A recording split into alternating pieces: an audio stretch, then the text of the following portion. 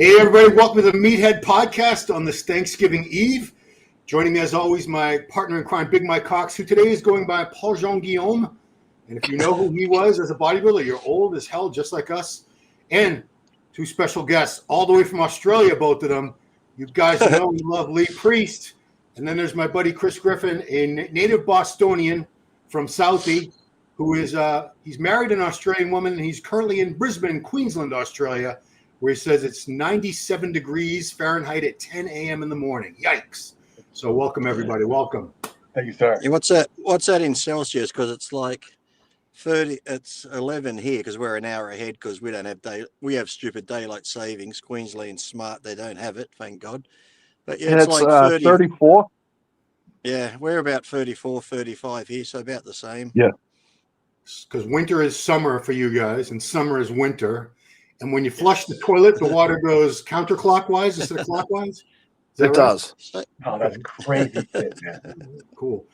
So instead of talking about who's switching supplement company sponsors or I don't know, stupid crap like that, we're going to talk about deeper, more important things today. What we're grateful for, because I find that personally, and I'm sure you guys can relate, the more I can focus on being grateful for what I have instead of being bitter or sad or angry about what I don't have, the happier and more content I am as a human being day to day.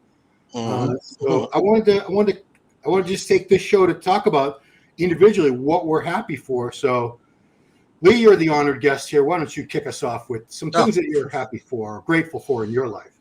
Geez, just waking up, breathing each day. It's like, sadly in this sport, when you've seen other fellow competitors pass away at young ages and stuff, it's, I think we all go through those stages where you got to catch yourself. You wake up some days, you're like, oh, fucking hell, another fucking day. And you get all shitty. You're like, wait a minute, what's the alternative here? It's like, I'm sure there's somebody laying in the hospital bed right now on their deathbed, surrounded by family, wishing they had what we have, and that's time. And I find a lot of us that have time and we have family and friends, we sit around just fucking wasting it. Like you said, we get caught up in all this bullshit of, I want this, I want that. And years and years ago, I sort of got out of the I want and sort of put it down to the what I need. And, you need food, you need friends, you need love and family or whatever. All the wanting is just bullshit. It's like, that's just stuff you can really do without. But the things you really need, I think, are those things, like I said, the things that matter the most. And sadly, I know young kids now, and everyone gets caught up in Instagram. Look at that car, look at that boat. And I see so many young kids go into debt now because they want the house. Yeah, before you get a small house, you do it up, or you get a shitty car till you could afford a newer car. And everyone's going in debt because they want the big Raptor truck. They want the house so they can post it all over the internet. Look at me, look at me. And in the end, like you said, all that shit doesn't matter. Chris, you have a different perspective because you beat cancer. Is it twice that you beat cancer now? So, just briefly talk about what it was like to come close to dying and appreciation that you have just for being right here and alive on this planet. I'm actually very thankful for my health. It's been, I would say, about good 4 or 5 years where I've been really struggling. And it just feels great to be able to get up in the morning and not feel terrible. And like, I'm actually getting my training going again, and that's helping me mentally like you can't believe. I mean, being a meathead, it's like, if I don't have 2 or 3 plates on a given exercise, it just messes with my head, and I know it shouldn't. But now I'm getting back to that point where I feel like I'm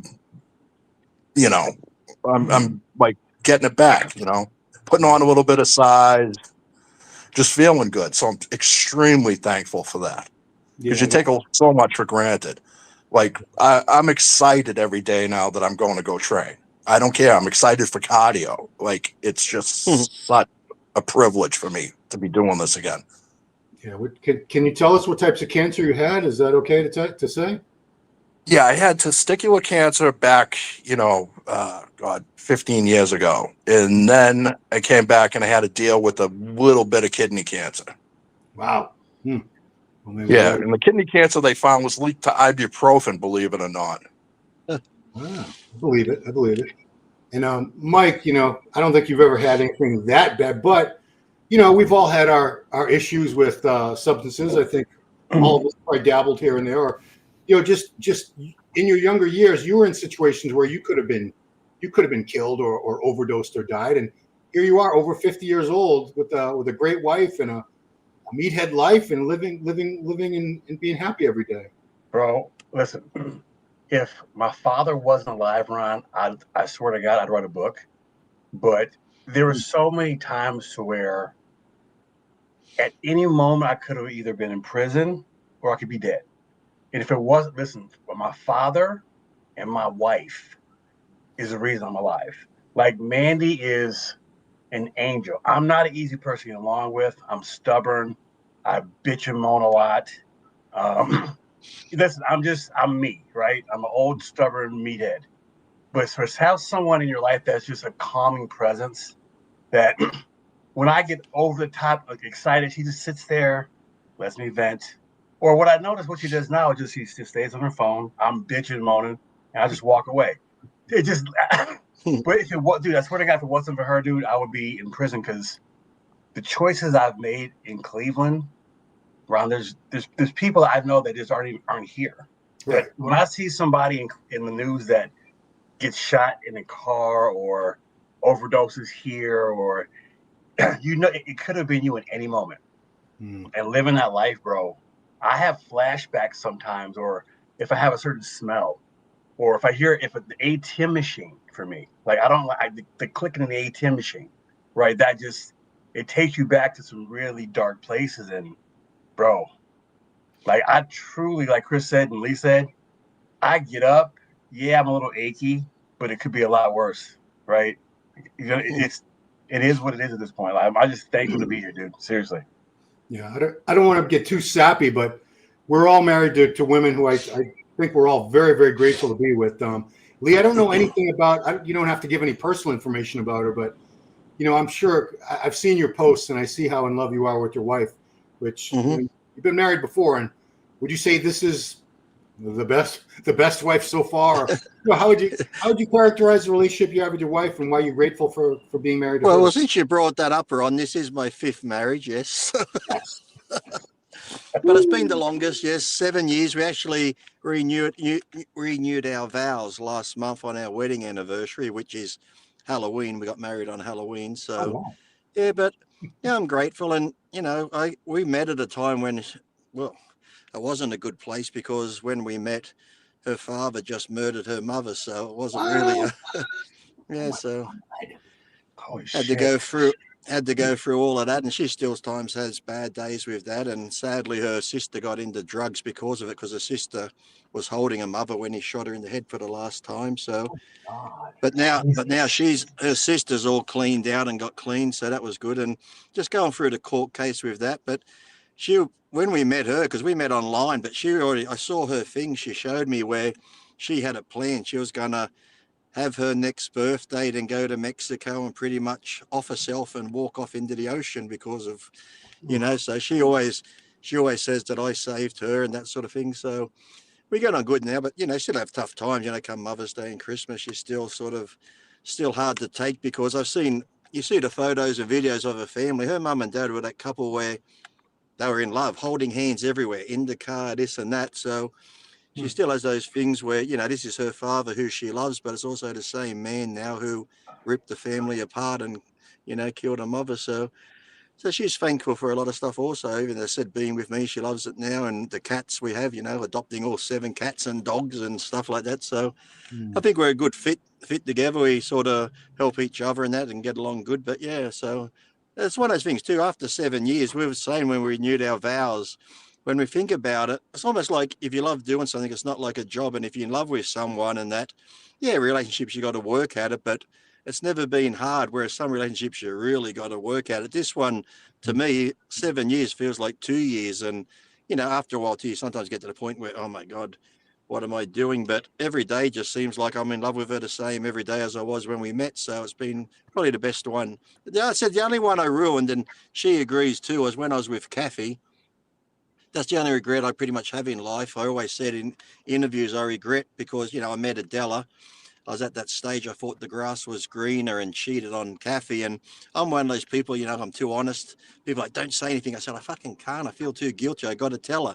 So when I told her, because, you know, Kathy and I had the perfect relationship, or she thought we did. And when I told her I cheated, just to see her hurt and the way she just fell to the floor, you know, crying and causing pain to someone like that.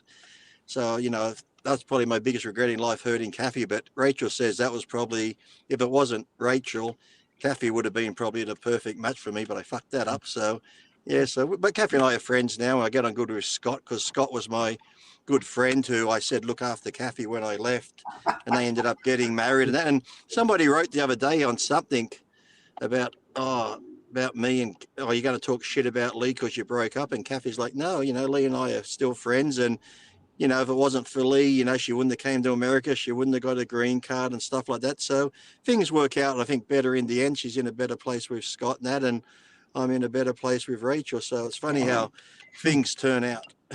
Yeah. Chris, we're not gonna mention when I met you and started training with you, you were in your first marriage, and I was with you as things fell apart in that, and it was a rough time for you, I know, but you're with someone now. Can we say her first name, or is she Yes, Nikki. because I know on Instagram she goes by different things, but yeah, I mean, you clearly are in a much better relationship now than you were in your first marriage. So what are you grateful about with your marriage to Nikki right now? I'm so thankful for Nikki. She puts me in check, if that makes any sense. Like, I'm a very opinionated, as you know, hot-headed kind of guy. And she could just be like, what the fuck? You know what I mean? Look at yourself, do this, you know? And she's actually, I credit a lot of my health to Nikki, because like she just like jumped over and like as far as like the vitamins and like the micronutrients and all that, and she's just taken, I've never had so much care from somebody in that like level, you know? Yeah. And she's just like my match. Like, I'm completely challenged by her in the best way possible, if that makes any sense. Then you met her because she's always been in Australia. How did you end up? You met her online, or you're coaching her? Right? I actually met her online in, you know, like a lifting group, and then she was having some trouble with the coach, and I actually took over one of her preps in 2018. So I was, yeah, so like, you know, so I was coaching her through, and then just one of those, like, you know, constantly on the phone, because like Lee's aware of this. You guys aren't. People here compete like you can't believe. Like they have seasons of bodybuilding, and like they'll do like 5-6 shows. Wow. So like when you're coaching somebody, it's, you know, constant contact. It's not like, you know, I'll see you October 23rd kind of deal. You know what I mean? It's a different vibe. So yeah, and it just kind of built from there. Yeah. I mean, and I'm on the other side of the world now. Well, I'll talk about your gratitude for family in general. I mean, I don't know how many of you guys, my parents are long gone, but I was grateful to have, you know, my dad died when I was 16, but I had a dad for 16 years. A lot of guys never had a dad.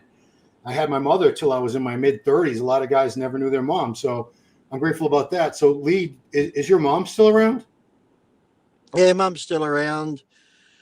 Stepfather, well, my mum's she's been married to Ray now since 92, but my stepfather before that passed away of cancer, and my real dad's still alive. He's up in Queensland in Gold Coast area with Greg. I could say Greg's like another father, because my dad's been with his partner 40 years. So it's almost like I got dads everywhere.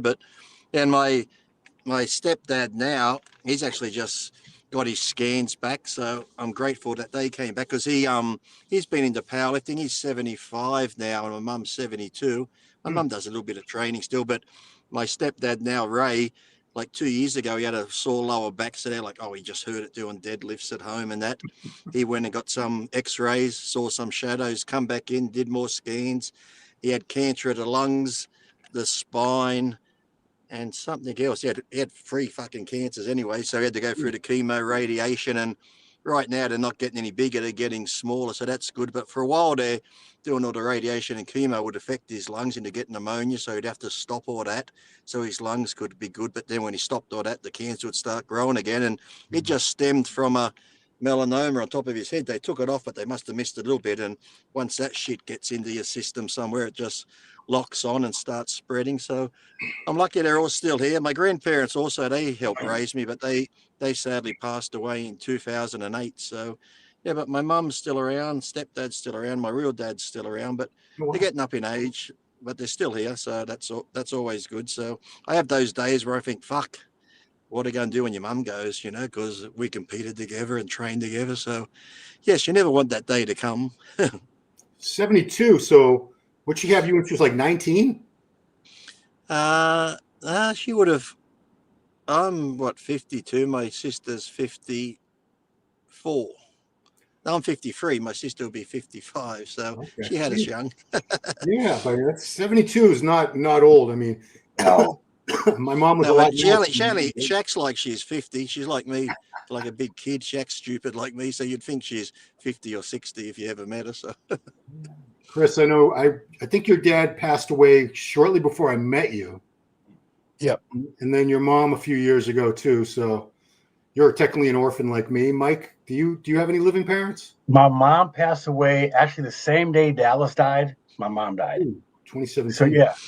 Chris, you text me that morning and go, Dallas is dead. And I thought dead as in like got arrested, but it's just a weird thing. But my dad's still here. He's 77. He's doing good, man. Like, it's just as you get older, you kind of take that parent role. Like, he still plays golf, but you still have to kind of be there to kind of like, hey man, you got to slow it down a little bit, or make sure you drink. Are you drinking your water? Are you eating? Are you eating? So it's just weird dynamic, but you appreciate the sacrifices they made because, dude, I think one of the reasons why I never had kids is because I didn't want to go through what I put my parents through. I knew I had to kind of break that cycle. Yeah. But what they went through and didn't disown me is what a parent is. Because I would have kicked if my stepdaughter Ron did a third of the things that I did, I would have OJ Simpson, like I would have been in prison, right? But I was blessed with a good stepkid that's a fucking angel. But I just wanted to make sure that she didn't end up doing what I did. Because like I said, man, like I'm here, but when your mind's normal, right? Yeah. You start having flashbacks of what the fuck were you thinking? Like Chris, I'm sure you've had some like, what the fuck am I doing in this situation moments? But for your parents to kind of like stick with you, man. I'm Ron, real quick. I called my dad one day. It was like 1:30 in the morning. I'm on the west side of Cleveland. I don't know where my fucking car is at. I've been gone for 2 days. I call this man, and I know I'm gonna get shit. I'm tempted to walk the 45 minutes back home than to call this man and get this lecture. But I called. He picked me up. He didn't say shit, which was even worse. The whole wide ride home, right? But when I got home, I got it. So it got cussed out. You mother this, but he never turned his back on me, right? And that's something that it's hard for a lot of parents to do that because when you really fuck up, like it's easy to kick somebody out or just turn your back, but like not giving up on somebody, right? Over and over and over and over and over and over and over again. Yeah, that's a hell of parents, right? So I realized how blessed I truly was. Yeah, I mean, I know Lee, you have your daughter's like in her mid-20s. She like 30 by now. How old's your daughter? 33. 33. Okay, yeah, 2 years older than mine. Yeah, so I mean, I don't know how much you've been able to be around her with the years. I don't know how. More now that I'm here. Like in the beginning, I couldn't because her mother wouldn't let her come visit me when she was younger and stuff. So, like we broke up before she was even born. So, but her mother still had this, I guess, some sort of hatred towards me and wouldn't let her visit me. So, I finally, like, I saw her when she was really young. When I came back for the 05 Pro Show that I won, that's the first time I really had seen her in person for a long time since she was a baby. And then after that, she come to America and stayed with me for a while. And we get on good now, but you still miss a lot of that because it almost feels like, yes, I'm a father. We get on great. We get one day you can talk about anything, but yet that bonding when you're younger. I missed out on that. So then you go through stages where did she regret me because I was, regret or hate me because I wasn't there type thing. And, it was one of those things. She'd put pictures up of me and her mother would tear them down type thing. So it's like, but we get on really good now, but it almost feels like rather than father and daughter, it almost feels like you're just like best friends type thing. So it's a good relationship. I don't really feel like you have that bond you would have if you were there through the whole beginning up until the teenage years type thing. You miss out on that because I couldn't leave America getting my green card for a while, and like I said, her mother wouldn't let her come over, so for 7 years waiting for the green card I couldn't leave America, otherwise they call it a deportation, a voluntary deportation, even though you're leaving. So it's weird. Yeah, I mean, one thing, as I think all the parents out there will relate to this, is if your kids are healthy and they're not constantly in trouble, they're not like addicted to drugs. I mean, you really need to be thanking God every damn day because, you go anywhere, you see people pushing their kids around in a wheelchair, or, you read about kids being killed or killing other kids, or all the terrible things that can happen with kids. And I've been very blessed. Let me knock on some wood. My kids, they're better people than I am. And I credit my wife for a lot of that. I mean, I was drinking and I cheated death many times drinking and driving in my teenage years. It's crazy. Sometimes I would be blacked out and wake up and I was driving, and I don't know how I didn't crash. I mean, I did crash a couple of times, but like one instance, just I had 4 other kids in my car when I was 18. No, still 17 years old, drunk off my ass, coming back from a nightclub on a wet road, going 80 miles an hour in like a 40 zone, spun off the road, went right into a pole. If you saw the car, you'd be like, everyone must have died. And we did not have a scratch on us. So something was looking out for us. I mean, everyone who thinks they're like cursed or whatever, if you really take inventory of your life and all these things that you've been through, most people realize, no, you actually got a lot of lucky breaks that you're not even giving something or someone credit for. It's funny how when things happen in life, we always seem to focus on the negative more than we do the positive in anything. Like, so you can have 100 good things happen. The one bad thing, you're like, oh, fuck this, fuck my life, I'm fucking over it. And like I said, you probably had 100 great things happen to you in the same day, but that one negative thing always seems to fuck it. And we get angry, and it's generally over stupid shit too. So, yeah. Chris, you've, like all of us, you've struggled with that, where it can be so easy to wallow in negativity and only see the darkness in the world and in life. I mean, how have you been able to lift yourself out of places like that in your life? Honestly, like, you really have to take stock and say, I'm not dead. I mean, that's a huge revelation. Like life itself is a great thing. And then like the next step is, I don't feel horrible today. I have food. Like, there's so many people in this world that don't have food. Think about that concept, man. Like, I mean, we bitch about eating, chicken and broccoli 3 times a day or whatever, right? Yeah. We have chicken and broccoli to eat. I mean, there are people out there, I mean, even in Western countries, who don't have enough food. Yeah. I mean, that's a huge revelation, Yeah. The one thing that I've heard that helps the most is, instead, anytime you think I have to do this, say I get to do this, because it's crazy. We will bitch about, oh no, I have to eat again. Oh, I have to eat. We have all this healthy, nutritious food, clean water to drink. There are billions of people around the world. They're drinking filthy disease-ridden water. Eating out of trash just to survive day to day. We're in the Western world. We're in these wealthy nations where we never have to worry about going hungry, and yet we complain.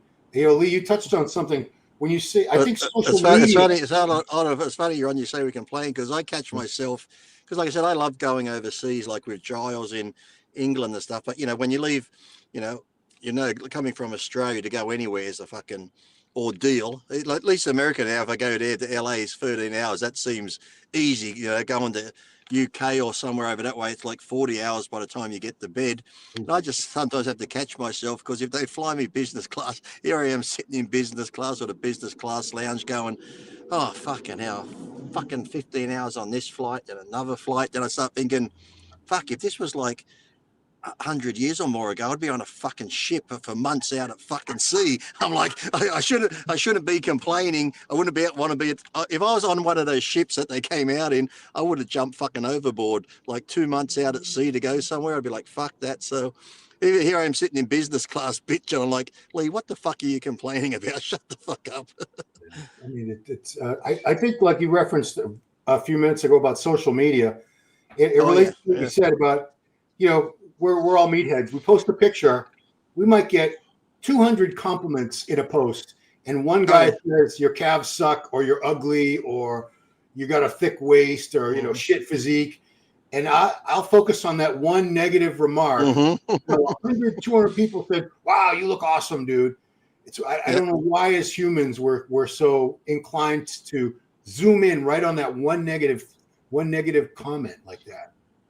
I think it's causes, I don't know about you, but sometimes it's like, if somebody meets me and they dislike me, I'm fine with that. You've met me, you've made your opinion, but I hate when people who don't know me hate me, and I'm like, why do you hate me for, cunt? It's like, you've never met me, you've never spoke to me, but because someone says I don't like him, I don't like him either. So sometimes you focus on it for that reason, and I've commented back with the trolls, and I find sometimes people say that, Lee, there's 100 comments here. Why are you focusing on that one idiot? I'm like, I don't know. You'll engage with the troll. You don't get bothered by the trolls, though. I don't know. You got very thick skin, and Mike was on this board called Get Big for years.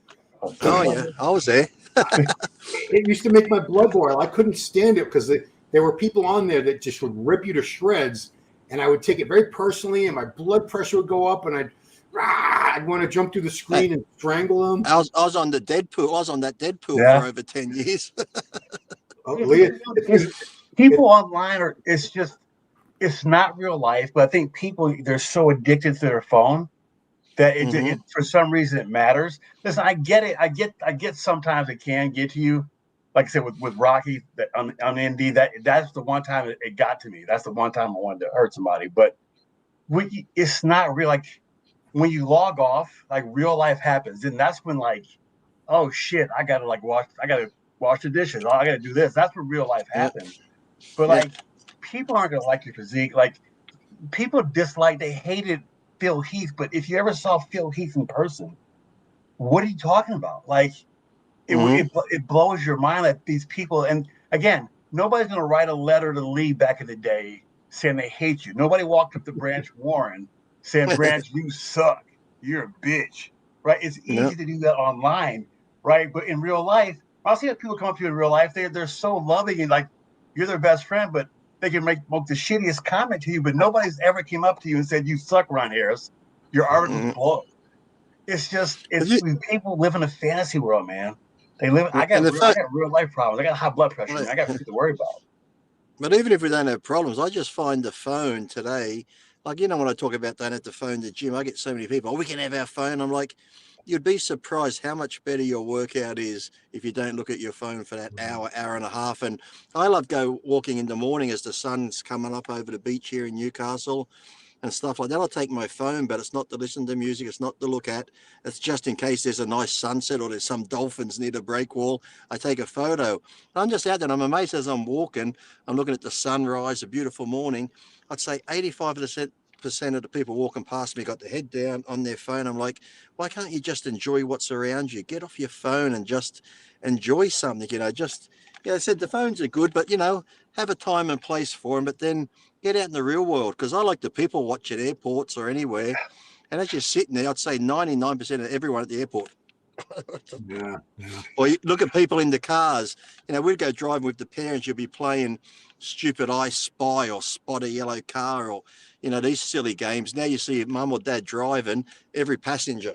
It's like, come on, people. It's like, you look at concerts. I go to a concert if I went to a musical like Phantom of the Opera or something. I watch it. Or I went to see Alice Cooper in that when he was last in town, because I know what's her name, Nita. She's the guitarist for Alice Cooper, and that she's really great. And I went to see Anita Strauss, and so you go to see that. But everyone around me, on their phone. I'm like, just watch the concert. It's like, if you want to watch it on YouTube, watch him on YouTube, but why you got to record it? And it looks like shit, sounds like shit on your phone anyway, so why you fucking record it? But everyone, like I said, is just so addicted to their phone these days.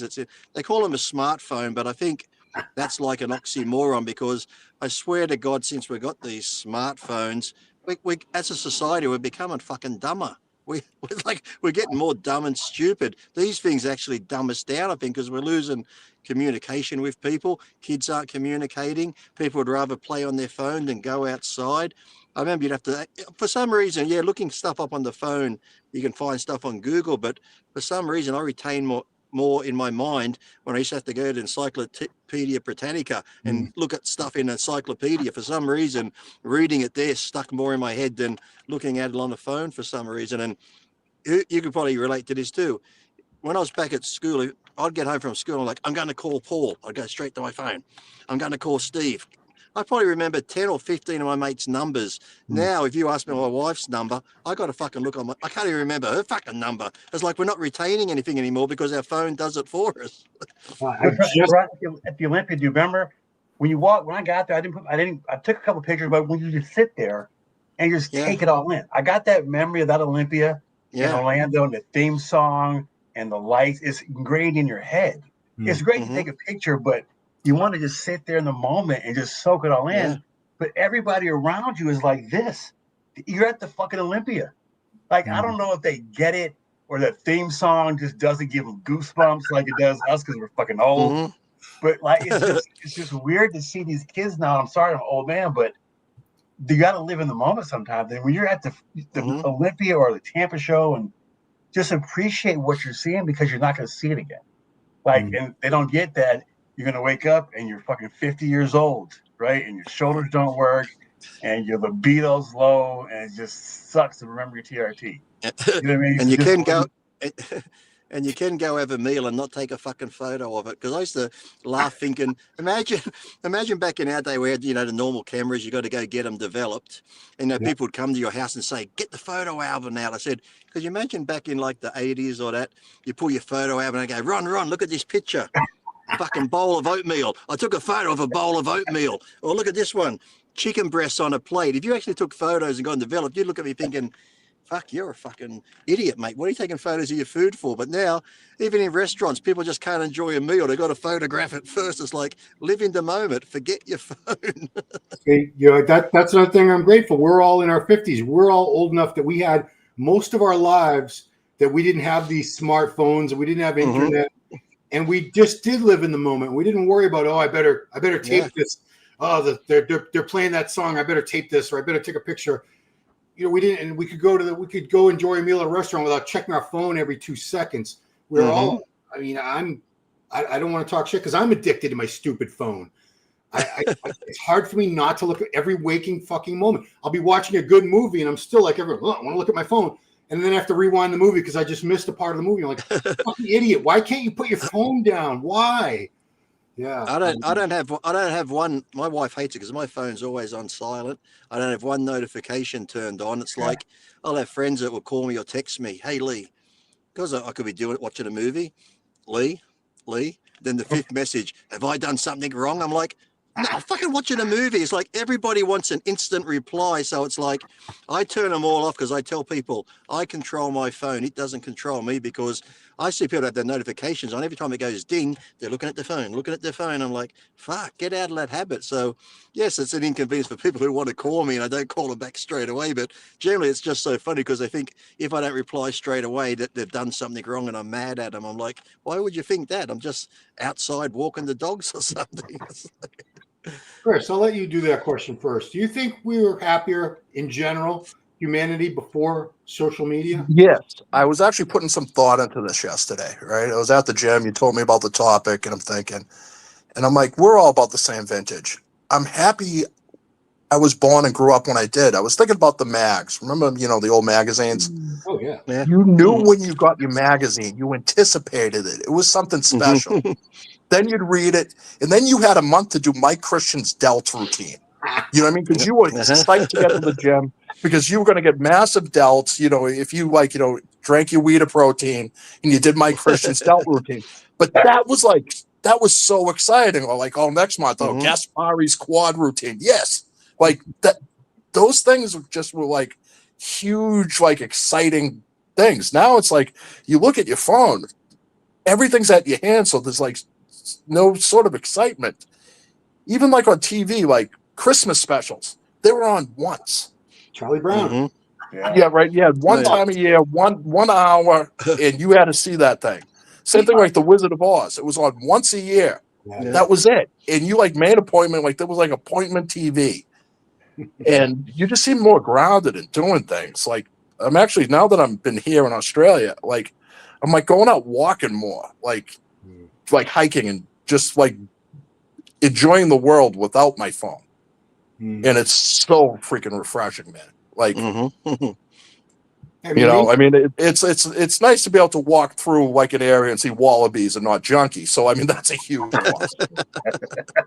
You know, so like, you know, so there are some reasons that it's a lot nicer, but yeah, it's just nice to not be so attached to like, dude, like you scroll through your Instagram feed, how many fucking ass pics do you need to see? Some chick showing her ass. Oh, it's arm day. Oh, okay, yeah, it's a nice ass. But how many freaking nice asses are there? Do you know what I mean? Like it's just freaking old. I mean, you know, Lee talked about going out to the beach and stuff. I mean, if you're ever feeling that the world sucks, blah blah blah, go out and get yourself in nature. Go to the beach. Go to out to the woods or mountains or something. Because I promise you, the fresh air, the sunshine, it's guaranteed to lift your mood. I mean, this sort of ties into what I was thinking about. If you're not grateful for stuff, life's going to teach you gratitude.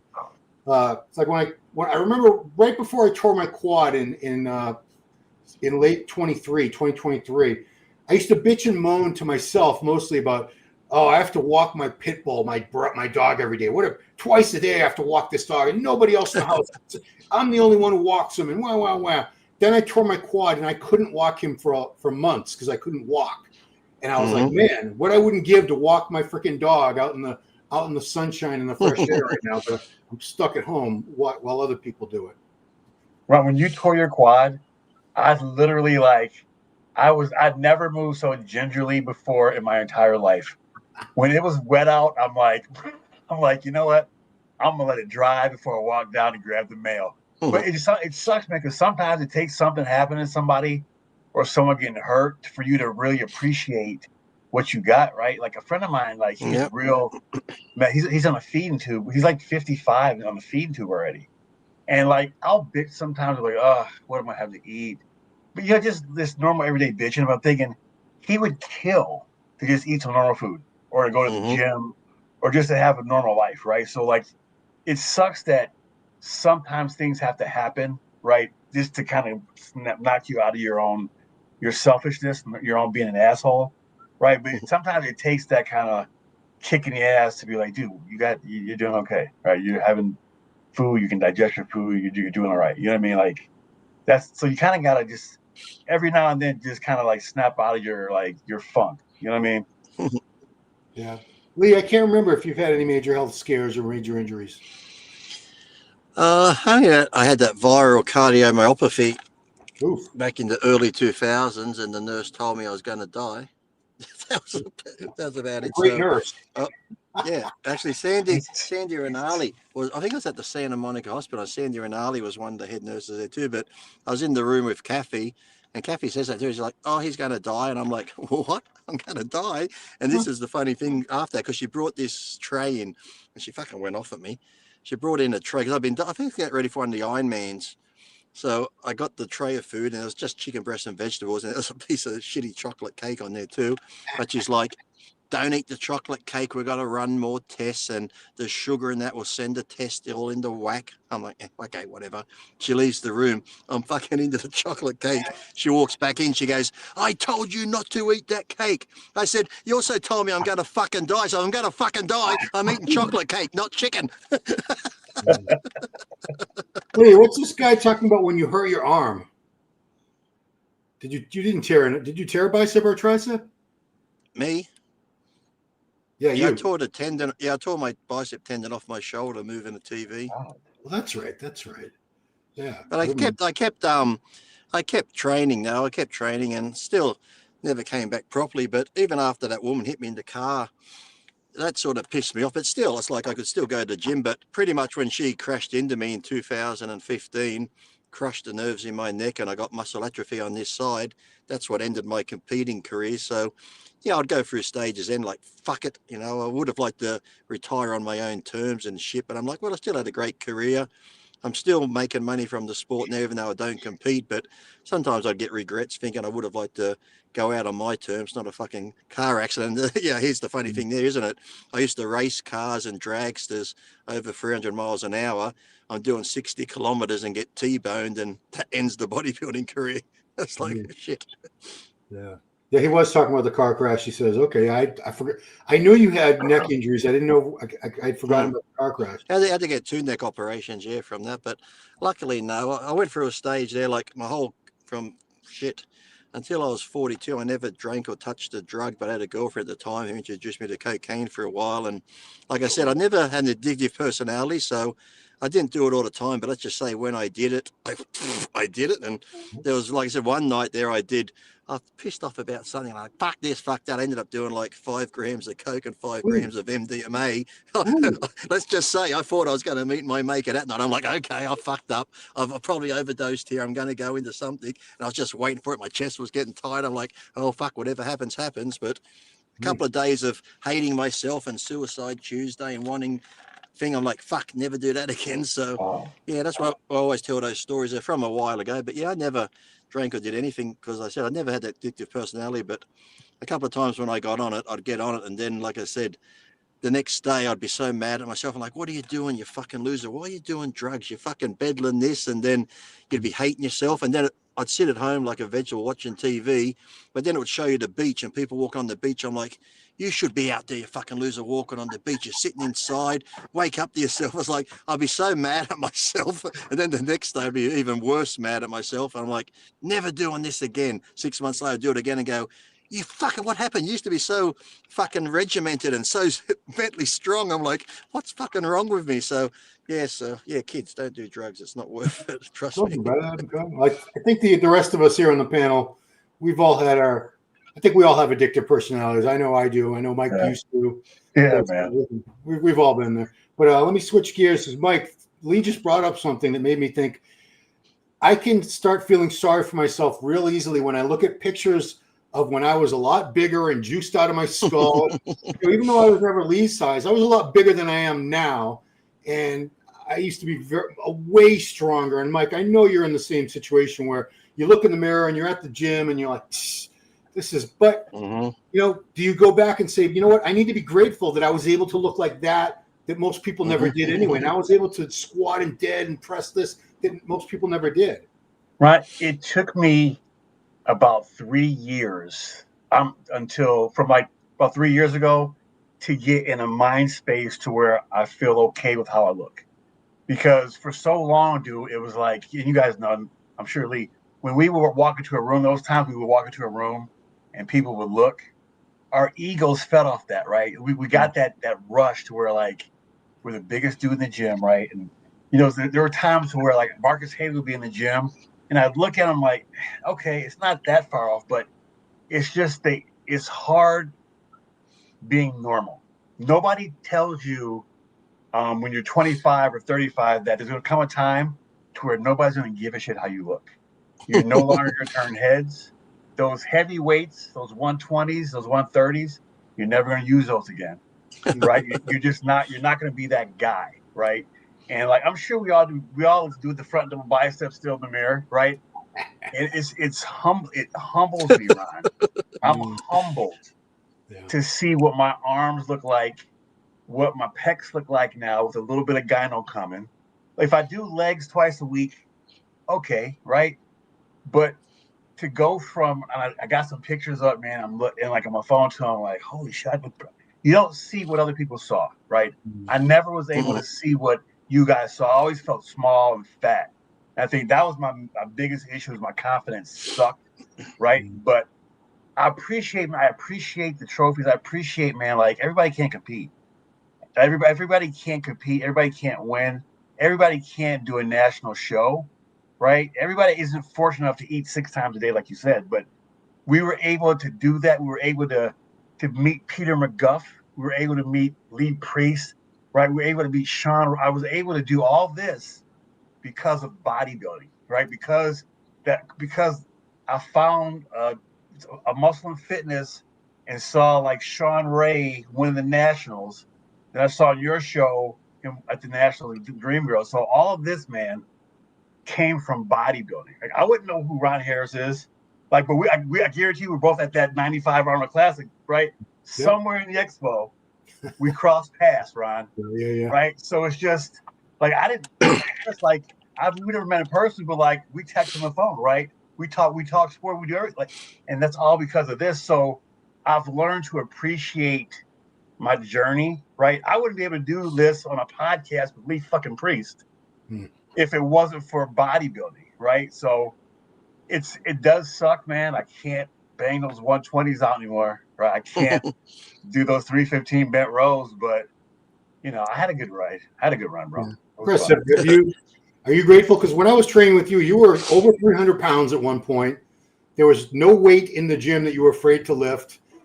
We did some ridiculous workouts. I remember you like leg pressing 1,500 pounds for 20 or 30 reps one time. And, you know, I'm sure you're not doing the things like me that we were doing 10 years ago in the gym together. So are you able to be grateful that you had those years where you were a big, strong freak? Yeah, honestly, I'm grateful that like I got to do it. You know what I mean? Like how many other people in the world get to,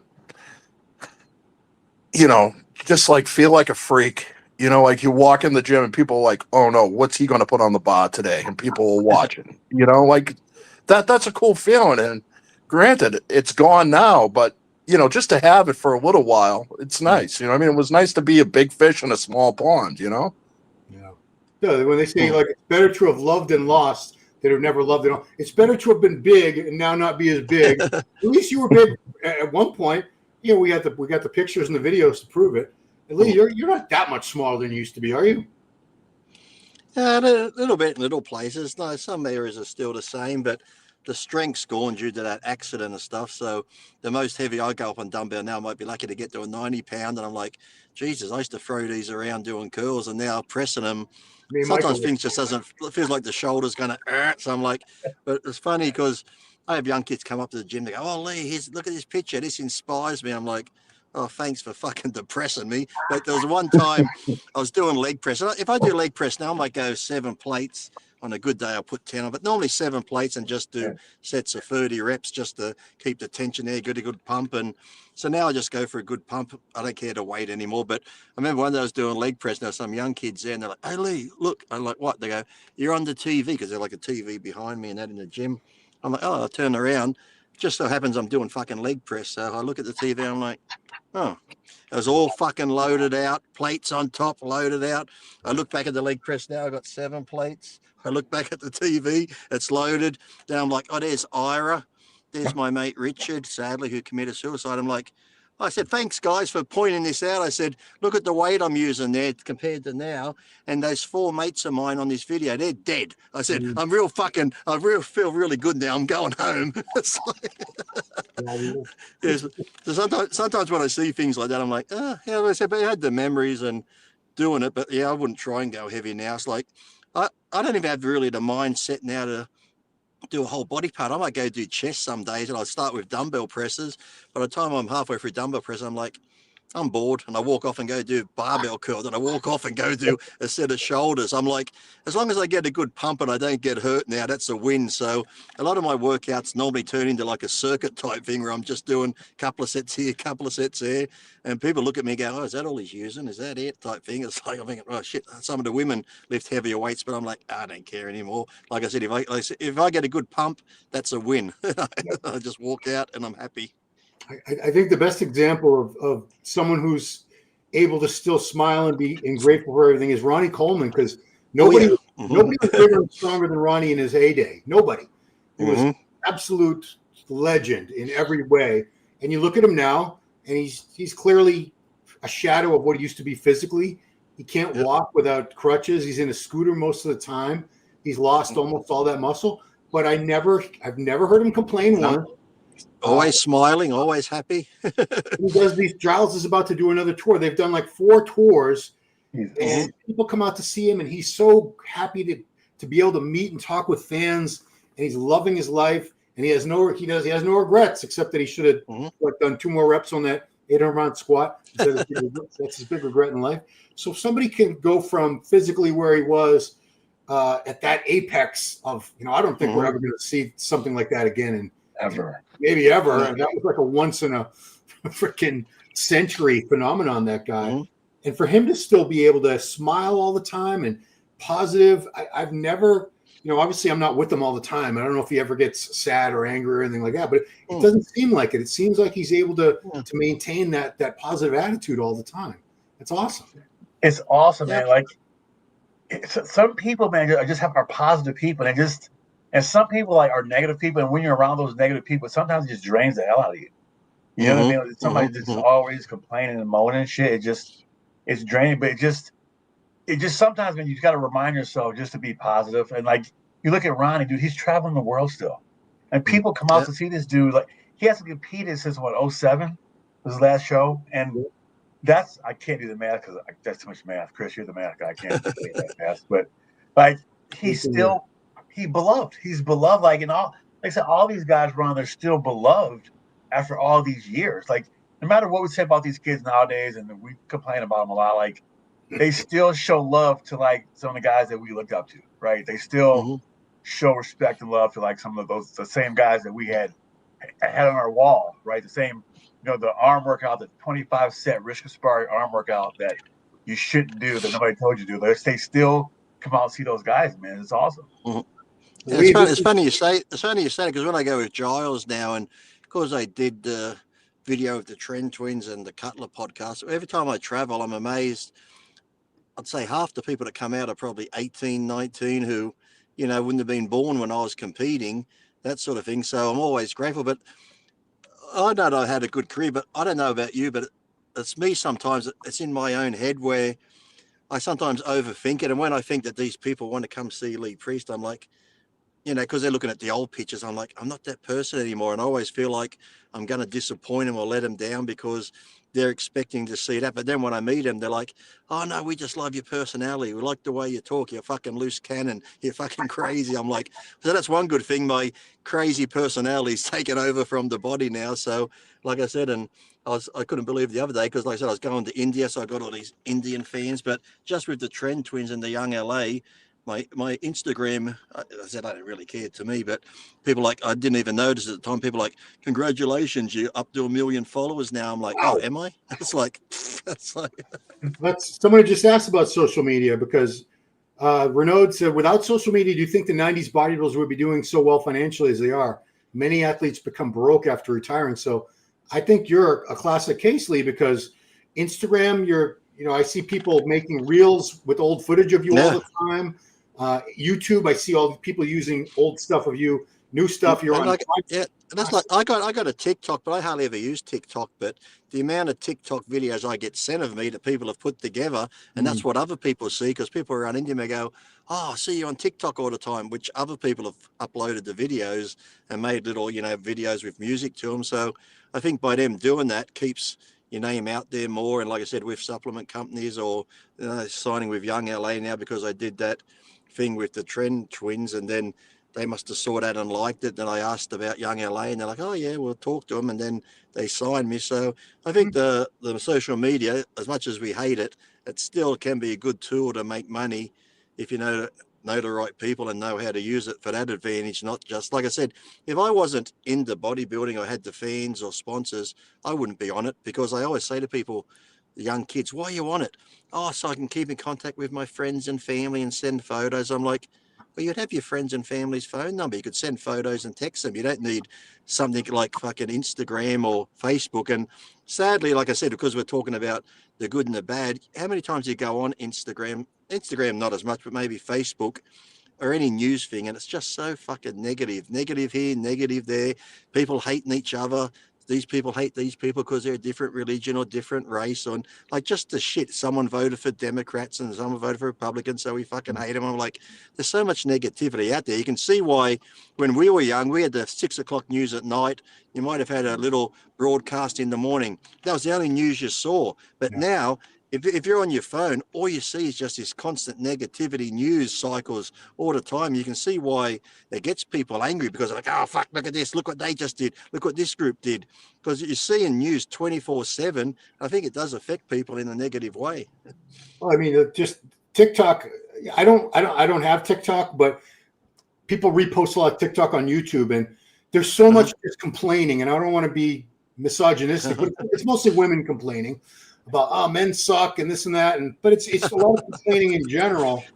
And, you know, before social media, we didn't. If you were going to bitch and moan about something, the only people that were subjected to it were maybe your coworkers, your family, the immediate circle of people. Now you can complain about the dumbest shit, and the whole world has access.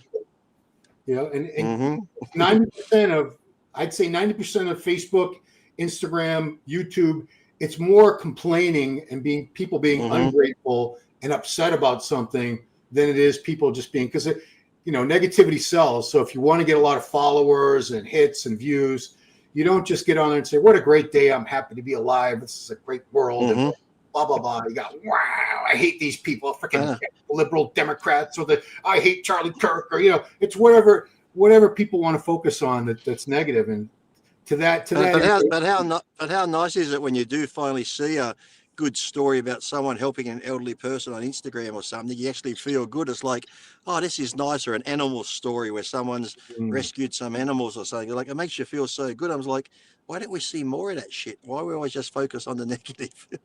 Yeah, I mean, it sells you. Like negative, like you look at like TMZ, those TMZ headlines. Like if you click on it, like not even know what it is, right? Like even with like sports stuff, you click on it knowing like it's bullshit, and then like it sucks you in, and then you gotta just you have to kind of, at least for me, I started to cut back on the negative shit because it was really fucking with me. So I just started like clicking X and shit out, and like even with the phone, like when we're home, like we don't pick up our phones. Like mainly when we're off to work, like when you see me post, I'm either on the toilet or I'm in the morning smoking a joint. That's when you see me posting my shit. But when we're off of work, I don't. It's hard to get a hold of me after a certain time because I just don't answer my phone, because like if it's an emergency, somebody will call me. Like they'll call her phone, she'll answer. But I just don't. I've learned to live kind of in the real life now, man. Like just like I got real problems, real shit to worry about. It's like it sucks what's going on in the world. It really does. I feel bad for people, but we all got our own shit that we're going through, right? And nobody's gonna come help me with my shit. Like I have to figure this shit out, right? So, like I'm very compassionate, but like I kind of want to live like I said, in the moment, and just because you don't get time back. Like all those Catholic priests that I just thought were idiot assholes in school, telling me those stupid sayings like "you're gonna regret it, you little assholes."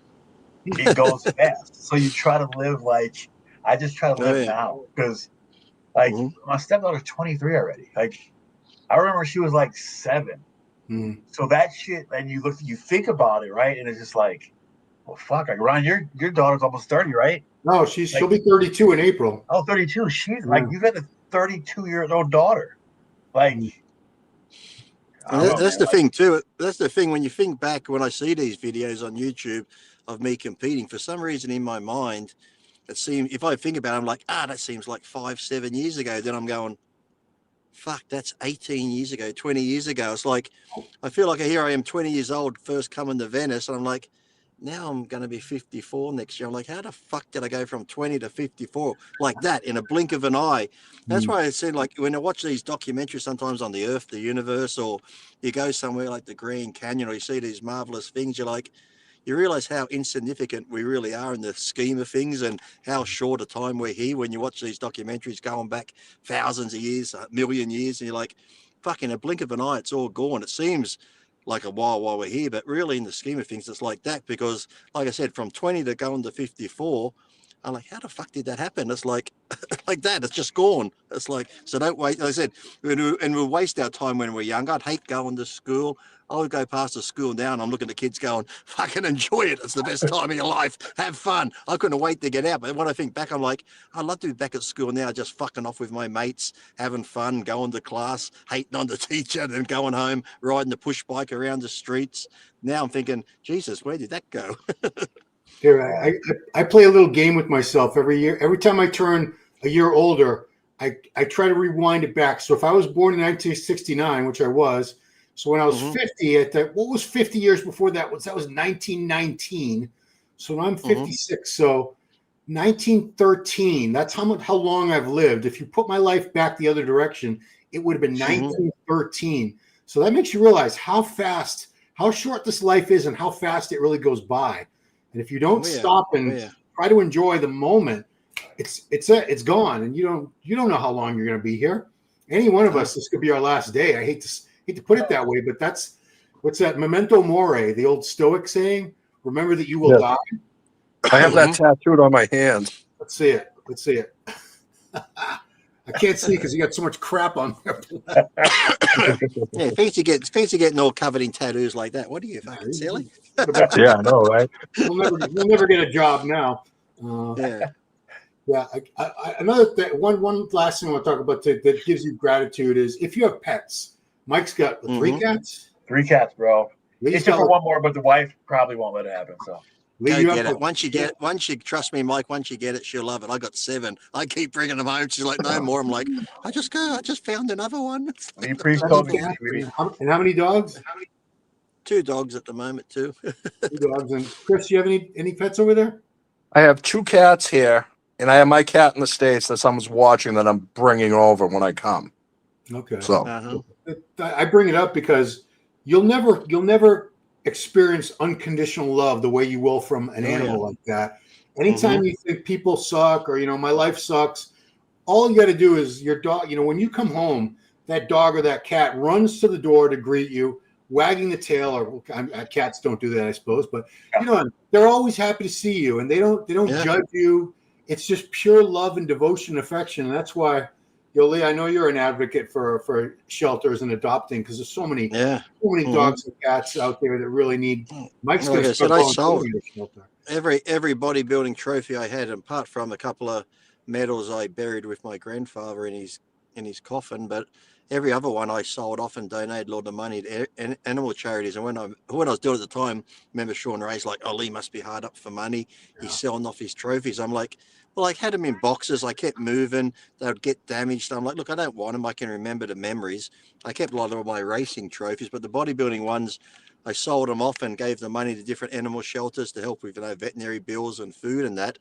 But then all the people that brought them would send me pictures. Lee, here's your trophy in our gym. That's inspiring people to train. And I said, well, that's a better place for it than in a box in storage. So I got rid of them all and gave all. That's why last week, it was funny. I had my 2 hotel room keys from the Olympia this year. I had like Mr. Olympia on the hotel room key in my lanyard with the exhibition thing. I signed them. Someone brought them for $550. I'm thinking, who'd pay $550 for 2 hotel room keys and an exhibition badge? But as soon as I get the money, I send it off to different animal charities and stuff like that. That's awesome. Yeah, I mean, I said that was the last thing, but I guess the last thing I'll say is we can get so caught up in envying what other people have as far as like financially. And, I was doing much better financially for many years than I am now. So I could easily feel sorry for myself, boo-hoo, poor me. But then I realized, I'm paying my bills. I'm not living large. I'm not going on luxurious vacations, but I have everything I need. My bills are getting paid. I'm not out on the street. There are, I see homeless people. That could be anybody. Anybody could end up in that situation. You see people, oh, this guy, like my son-in-law I don't want to put him on the spot, but you'll know what this is. A Mercedes McLaren Sabre. He just got a 2024 Sabre. You know what those cost, Lee. We don't have to say it here, but I could cry about that. Like, well, I wish I had one, but I'm like, I have a car that gets me to the gym and to the Costco. And what else do I really need? I mean, it's all about just being grateful for what you have instead of wishing I had this or that. That's just misery. That's how you're miserable. My dad, there's no Brinks truck at your funeral, dude. Like, no matter how much money you have, You cannot take it with you, right? So like you said, Ron, I got a roof. I'm full right now. Like I got a little bit of weed. My bills are paid.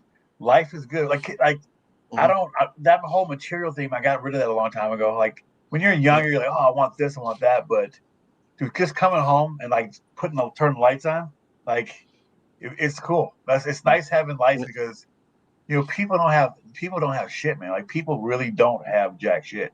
And you see like that on the news. You see it in Florida because like you see people like outside of Walmart. It could be you at any moment, man. So I just gotta be thankful just for the little stuff like food, cable, water. I'm good.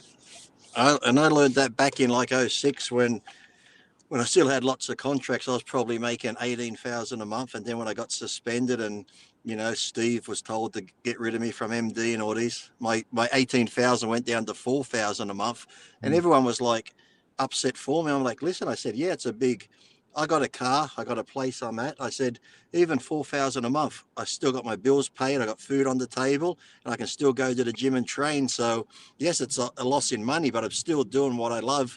So I got nothing to be upset about. So it never really affected me that way. I just went on enjoying the training and eating. And like you said, we dwell on the negative so much of what we don't have, when really, like I said, if you've got food on the table, a roof over your head, and you got some good friends and you got some family, that's really all you need in life to get by. Like I said, all this other shit in the end doesn't matter. It doesn't matter at all in the very end. I mean, I think when you're in your deathbed, which it's hard to believe, but we're all going to die someday eventually. When you're on that, I think the two things that are going to matter were, did you love and were you loved? Because what car you drove isn't going to matter. How big your house is. When you're about to pass over into whatever's after this, that's all that really matters. And we're all blessed to have wives and family and people that love us, the people that we love. And there are a lot of people who never have that in their lives.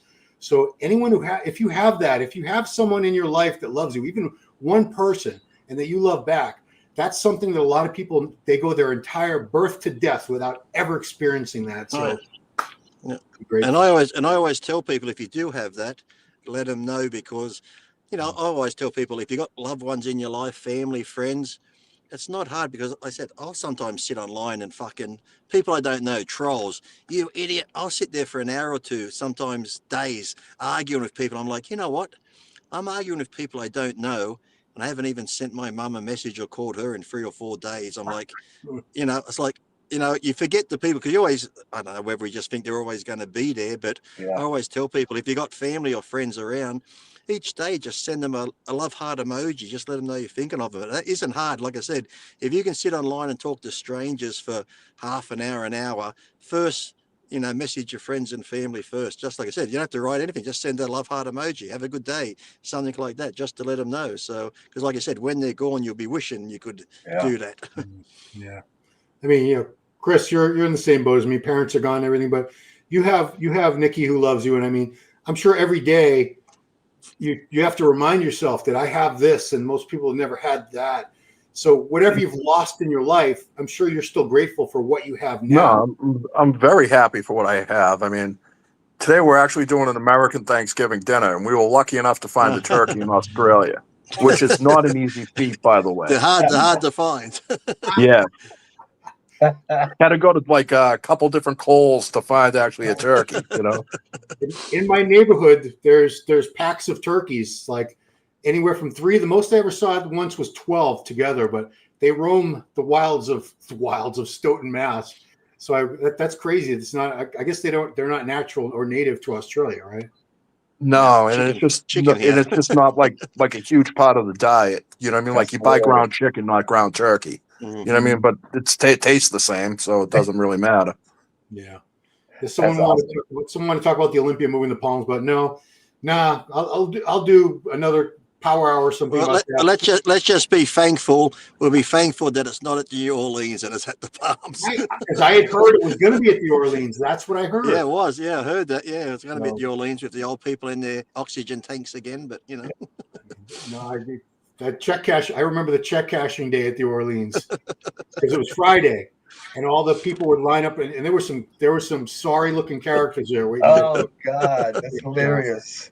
So yeah, that made See, a great so point. everyone be thankful it's at the Palms. That's all we're going to say. Yeah, I mean, just in general, I think we all that is just the key to happiness is to be thankful. I mean, I don't know if any of you were ever into Tony Robbins. I was for a little while long ago.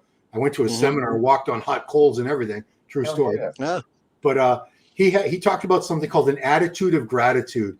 And if you can maintain an attitude of gratitude, life in general, you're just going to be a happier person, because it's so easy to fall into traps of wow, poor me, life sucks. Everyone's getting better treatment than me, or the advantages. It's feeling sorry for yourself is like the go-to human condition. I think unless you were raised by Tony Robbins followers or something, I don't know, some cult like that. But it's a conscious effort. I have to always remember that what I have, be thankful for what I have, and stop dwelling on what I don't have. What this guy, my next door neighbor, got that, or this, and that's social media. You have to be very, very careful with it, guys. Very careful, because it's all you see it's highlight reels. It's highlight reels. Everyone presents their life as perfect. Oh yeah. Beautiful. Everyone, the best selected pictures, curated and filtered, and this and that, and here's my vacation to Bali, and here's my new Lambo, and living my best life. Yeah, exactly. Oh, yeah. And sadly, with social media, we've seen it too. Some of these people who have everything and have the money, whether it be Robin Williams or someone, sadly, we see people who you think have the perfect life, and they commit suicide or something. And it's just like, that what you see isn't really how that person really feels sometimes. So just don't believe all the shit on the internet, Everybody's going through shit, man. Like Exactly. everybody in this world, no matter who you are, everybody's got, no matter how perfect their life looks, like The Rock looks like he's got the perfect life, but I guarantee The Rock's going through some kind of shit. Oh, right yeah. now. You know what I mean? So, like, you're cool people. Like, you never know how that person, like, hey, how you doing today? At the gym, somebody will make their fucking day. You know what I mean? You never know how that'll just make somebody's day, bro. Cool. All right, guys. Well, we've been going over an hour. I want to get to the new season 5 of Stranger Things on Netflix. Just came out 14 minutes ago. That's what a big nerd I am. I do want to close out with an apology and a confession to you, Lee, with something you brought up about a half hour ago, the Deadpool. Oh, yes. The Deadpool was a series of articles that appeared in a magazine called Muscle Media 2000, and then it was continued on Testosterone and T Nation. It ran every year for about 10 years, right? Oh, yeah. And it was a prediction. The Deadpool was an old movie from the late 80s with Clint Eastwood. Yeah. Where people would bet on which celebrity or something was going to die next. Yeah, it was going to die next, yeah. So this was the bodybuilding version of that. And the Deadpool would every year have 10 bodybuilders, never by name. It was always like, you were Crocodile Dundee. Yeah, it was funny because I was always on it because it's got to be this year. He gets too heavy in the off season. He's going to die this year, the next year. Now this is going to be the year he's going to get. It's like, because I bulked up so much, I always expected I was going to just drop dead from being too heavy. Well, so since you're a priest and people confess to priests and ask forgiveness, Lee, that was me that wrote all those.